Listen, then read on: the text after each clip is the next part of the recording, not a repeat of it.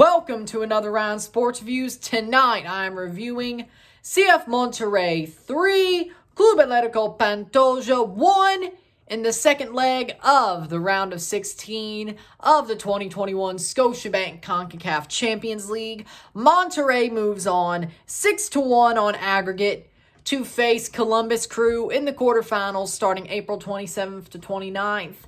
One of those 3 days is the first leg. The goals were scored as follows. In the 9th minute, Gustavo Sanchez gets the ball in off a cross, heads it in, easy as you like, 1-0 for Rayados. In the 13th minute, Vincent Janssen gets the ball in, gets a run in, easy for him, gets in behind, shoots it past the keeper to make it 2-0. And that's the way it would go into half. Then Club Atletico Pantoja get a goal. Lisandro Cabrera in the 61st minute gets a run in, nutmegs the goalkeeper. Not their number one, but there you go. 2-1. And then to end it, Gallardo gets the goal in the 79th to shut it down completely.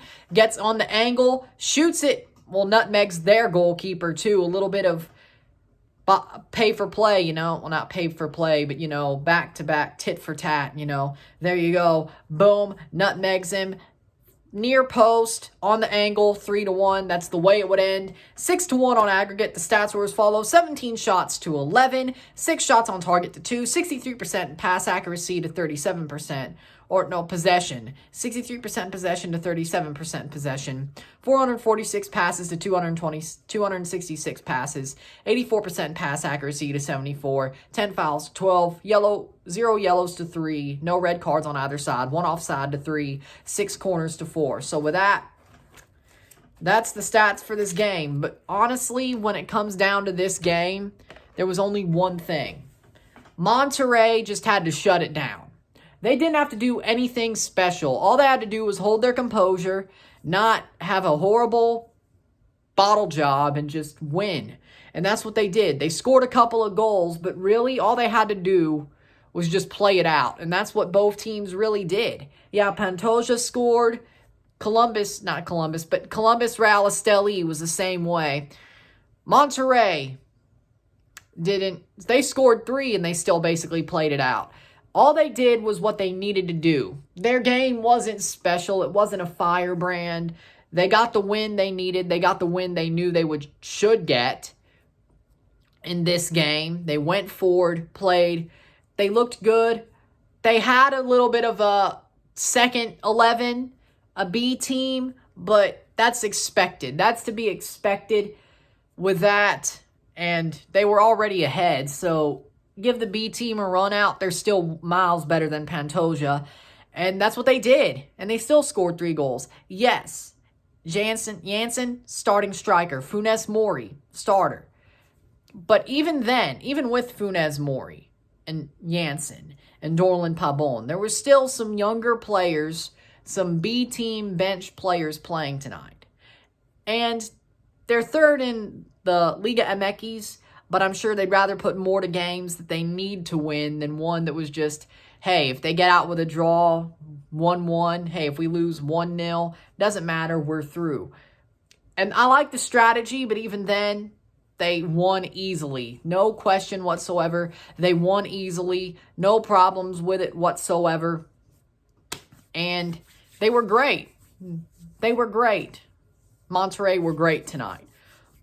They played well.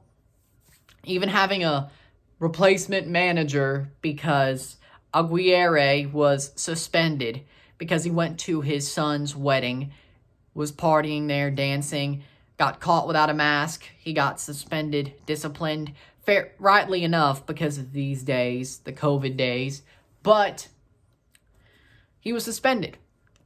So they had their assistant coach managing today, and didn't really matter. They knew what they needed to do. They did it. So I think Aguirre will be back by the next round. He will be unsuspended by the round of 8, the quarterfinals. So that's fine for them. They didn't really even need him to win tonight. And Pantoja, they looked okay. They didn't really look better against a sort of B Team 11. They didn't. It wasn't great for them. Monterrey were better, way better on the night, even with the B team. Pantoja knew they were resigned to getting knocked out. And they were like, okay, maybe score 1, maybe score 2, but it's over. And that's what happened. They scored 1, but they lost 3-1. It was over. And I'm not trying to downplay what Pantoja did, but they were out anyway. And that goal that they scored was pretty good. Luckily, they scored that one. And it's not embarrassing to lose 6-1 to Monterrey. Rayados, especially in this situation. You are a Dominican Republic club. Y'all lost to Red Bulls in 2019. And somebody's going to be like, you really shouldn't use that as a reference. But it is what it is. For me, when it comes down to it, Monterrey were the better team. They were always going to be the better team. They were always going to win. There was no question about it. And if you questioned it, you were either a nutbag, you wanted to see the world burn, or something. Because this game was as obvious as it could be. Hell, both games today were as obvious as it could be. And now we have the quarterfinals. We have them set. 5 MLS teams, 3 Mexican teams. That's a lot for MLS, 5 teams. All 5 teams getting through, and that's a good moment. But we'll get into that tomorrow because we will be reviewing the round of 16, all of it, and predicting the quarterfinals, telling you my predictions for the quarterfinals, who will make the semis. But let me get back to this game. Monterrey looks dangerous. They are, but they always do. But Monterrey looks pretty dangerous as it stands. Monterrey looks very, very good. I'm not saying they're going to be winning this tournament, but they did what they were supposed to do in this tie, which is exactly what you want to see. For me, man of the match, for me, I'd say Vincent Janssen. He's amazing. He's an amazing player. No question about it. No ifs, ands, or buts about it. He was the man of the tie, really. He should have scored more than just 2 goals over the tie and 1 tonight. He should have scored more. I wouldn't have been shocked if he got a hat trick, honestly. Amazing player. Amazing footballer, Vincent Janssen. For me, that's man of the match for me. But the way Monterrey won this game was exactly what they should have done. There was no question about it. They just did what they had to do. They put their heads down and was like, we're going to do it. We're going to play this out. We're going to get through. No, smooth sailing, no problem, into the quarters. And they are. So with that said, I didn't have much to say about this game. Not even 10 minutes. But hey, it's football. I wouldn't have said much about Columbus Esteli either.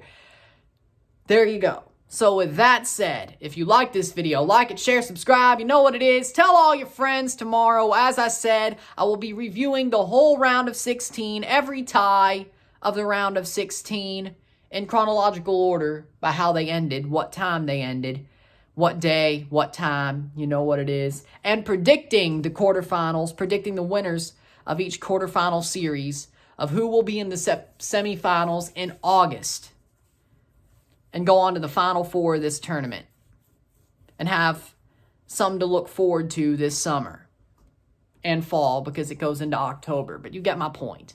At least have the chance for October. But there you go. That was a great 2 weeks of football.